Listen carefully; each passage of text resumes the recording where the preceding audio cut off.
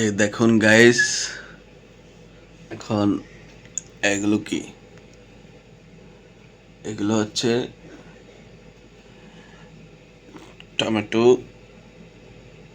এই যে ডালছে, তারপরে যে পেঁয়াজ, এটা তেল, এখানে আছে কি মরিচ, ঠিক আছে। এখন আমি এগুলোর মধ্যে এগুলো দিয়ে আপনার তারপরে সস বানাবো, মানে চাশনি বানাবো, আমাদের এদিকে চাশনি বলে। এগুলো বানাবো, বানিয়ে আপনার কি বলে না, এখন আমরা শেয়ারই খাবো, ঠিক আছে। এখন শেয়ারি খাওয়ার জন্য এগুলো বানাবো, ঠিক আছে। তো যারা যারা আমার আমার ভিডিওগুলো দেখেন অবশ্যই সাবস্ক্রাইব করে দেবেন। আপনাদের জন্য অবশ্যই ভালোবাসা থাকবে, ঠিক আছে।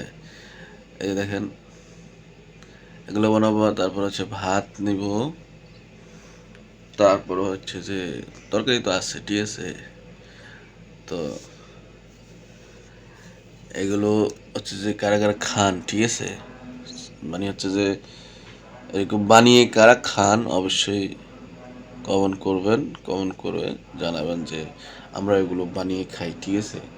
তো আমাদের আমাদের মানে হচ্ছে যে বাংলাদেশে এগুলো বানানো হয়।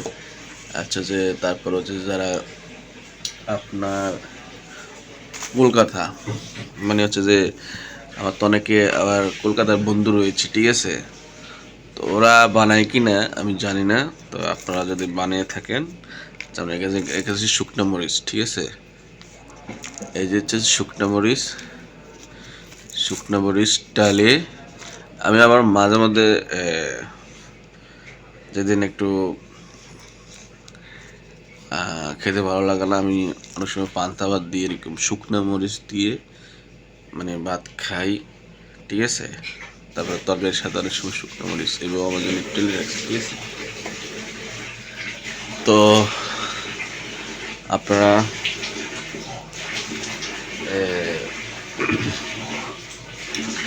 মানে হচ্ছে যে এগুলো দিয়ে খেলে একটু রুচি ভালো লাগে, ঠিক আছে, মানে খাবারটা একটু টেস্ট লাগে, ঠিক আছে। তো অনেক সময় যে যে গরু গোস্ত বা ভালো খাবার, ঠিক আছে, ভালো খাবার মধ্যে টেস্ট পাওয়া যায় না, কিন্তু অনেক সময় চাটনি ভর্তা, ঠিক আছে, এগুলো খেলে অনেক সময় ভালো লাগে, ঠিক আছে। তো সবাইকে বলবো আমাকে ভালোবাসলে অবশ্যই সাবস্ক্রাইব করে দেবেন।